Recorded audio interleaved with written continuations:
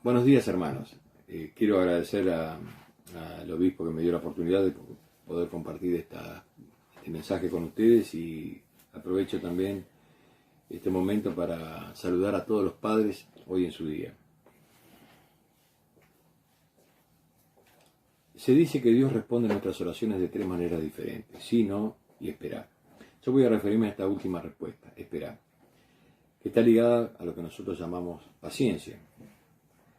En el arte de amar, Erich Fromm habla acerca de ella cuando dice que quien haya tratado alguna vez de dominar un arte sabe que la paciencia es necesaria para lograr cualquier cosa. Si aspiramos a obtener resultados rápidos, nunca aprenderemos un arte. Para el hombre moderno, sin embargo, es tan difícil practicar la paciencia como la disciplina y la concentración. Todo nuestro sistema industrial alienta precisamente lo contrario, la rapidez. En predicar mi evangelio, se la define como la capacidad de soportar las demoras, los problemas, la oposición y el sufrimiento sin enojo, frustraciones ni ansiedad. Es la habilidad de hacer la voluntad del Señor y aceptar las cosas a su tiempo. Si usted es paciente, es capaz de soportar las presiones y de enfrentar la adversidad con calma y esperanza. La paciencia está relacionada con la esperanza y la fe, o sea, debe esperar el cumplimiento de las bendiciones prometidas por el Señor.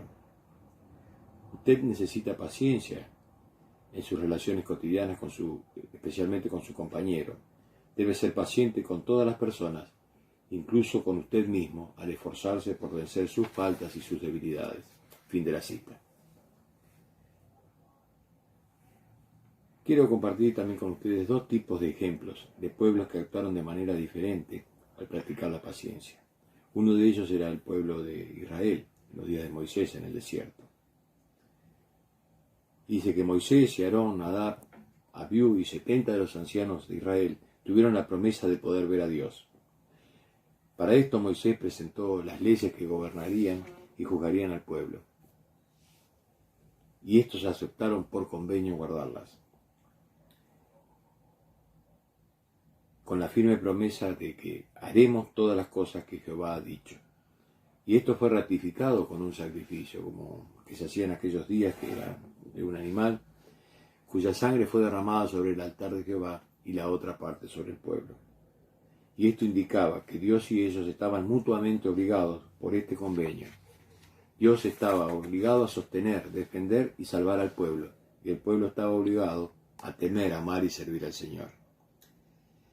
En Éxodo 24, en los versículos 9 y 10, más adelante dice: y subieron Moisés, Aarón, Nadab, Abiú y los 70 ancianos de Israel, y vieron a Dios, al Dios de Israel.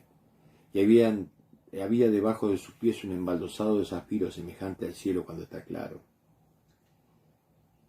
Después de esta gloriosa visión, Moisés subió al monte por 40 días, y el pueblo solo tenía que esperarlo para poder estar en la presencia de Dios también. Pero ¿qué sucedió?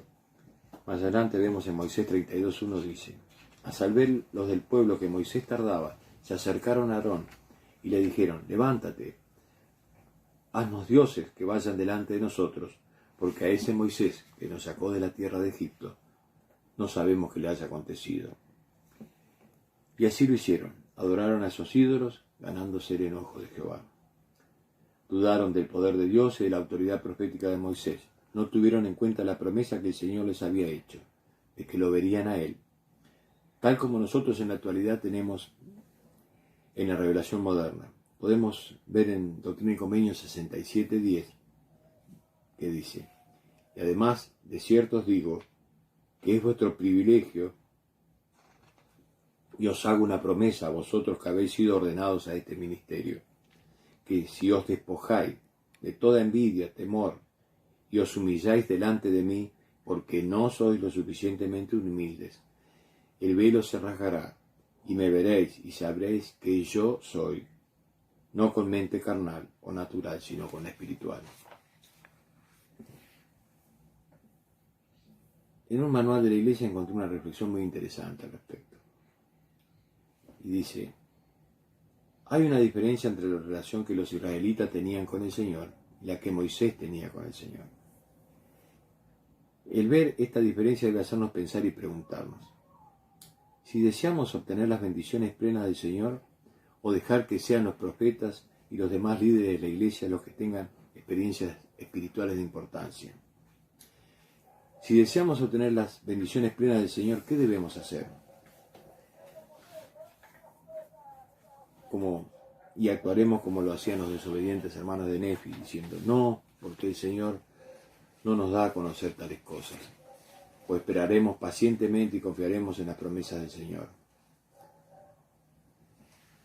Esto último está relacionado con otro ejemplo que quería compartir con ustedes, que es el relato que hizo el presidente Monson en la conferencia de octubre de 1995.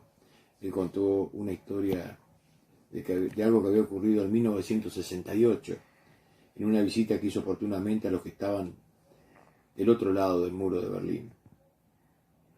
Y él decía, en esa época la llama de la libertad se había debilitado y estaba vacilante. Se había edificado un muro ignominioso y la cortina de hierro se había bajado. Casi se había perdido toda esperanza, pero la vida, la apreciada vida, continuaba con fe, no dudando en nada. Se requirió una espera paciente, una firme confianza en Dios caracterizó la vida de todos santos de los últimos días en aquellos tiempos. Nos reunimos en un edificio de Görlitz que tenía muchos agujeros de proyectiles de guerra, pero cuyo interior reflejaba el amoroso cuidado de nuestros líderes, quienes habían reparado y limpiado lo que de otro modo hubiera sido un edificio ruinoso y sucio. La iglesia había sobrevivido tanto la época de la guerra convencional como la Guerra Fría que sobrevino después. El canto les reanimaba el alma y en esa oportunidad cantaron el himno 67.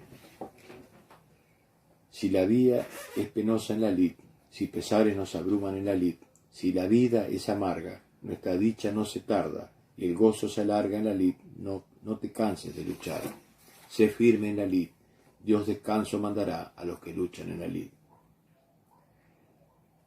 Continúa diciendo, tenían tan poco, eran tan pobres, me quedé apesadumbrado al saber que no tenían un patriarca, tampoco tenían barrios ni estacas, solo ramas. No habían tenido un visitante oficial de la iglesia en mucho tiempo. Se les había prohibido salir del país y aún así confiaban en el Señor con todo su corazón. Esa mañana me acerqué al púlpito y con lágrimas en los ojos y la voz temblorosa por la emoción, hice a ese pueblo una promesa. Si permanecéis firmes y fieles a los mandamientos de Dios, recibirán todas las bendiciones que los miembros de la iglesia gozan en otros países del mundo. Esa noche me arrodillé y oré diciendo, Padre Celestial, estoy a tu servicio, esta es tu iglesia. He pronunciado palabras que no provenían de mí, sino de ti y de tu Hijo. Por tanto te suplico que cumplas las promesas que he hecho a estas nobles personas. En ese momento me vinieron a mi memoria las palabras del Salmo, estad quietos y conoced que yo soy Dios. Pero se les requirió la celestial virtud de la paciencia. Poco a poco se cumplió la promesa. Primeramente se ordenaron patriarcas, luego se enviaron manuales de lecciones, se organizaron barrios y estacas, se construyeron capillas y centros de estacas, que después se dedicaron. Luego ocurrió el más grande de los milagros. Le dieron permiso de construir un templo al Señor. Fue diseñado, construido y dedicado. Finalmente, 50 años después, permitieron que los misioneros regulares entraran en esa nación, que los jóvenes de allí pudieran ir a cumplir misiones en otras partes del mundo. Y así, al igual que el muro de Jericó, el muro de Berlín también cayó y se restituyó la libertad con sus correspondientes responsabilidades. Cada parte de esa maravillosa promesa se cumplió, con la excepción de una, la pequeña ciudad de Görlitz, donde se había hecho la promesa, aún no tenía su propia capilla. Pero hoy en día ese sueño se ha convertido en realidad. Hace apenas un mes, septiembre de 1995, mi esposa y yo, conjuntamente con el Elder Lutzer y su esposa, tuvimos una reunión para dedicar esa capilla. En ella se cantaron las mismas canciones de hace 27 años. Los miembros se daban cuenta del significado de esa reunión, que marcaba el pleno cumplimiento de la promesa. La canción de los justos había sido realmente una oración al Señor, y Él la había contestado como una bendición sobre la cabeza de ellos, como dice Doctrina y Convenio 25. El Elder Lutzer dijo, la paciencia es guardar los mandamientos, confiar en Dios, nuestro Padre Celestial, servirle con mansedumbre y amor cristiano, ejercer la fe y la esperanza en el Salvador, y nunca darnos por vencidos. Hoy más que siempre debemos confiar y esperar en las palabras del Señor. Estoy obligado cuando hacéis lo que os digo. En el nombre de Jesucristo. Amén.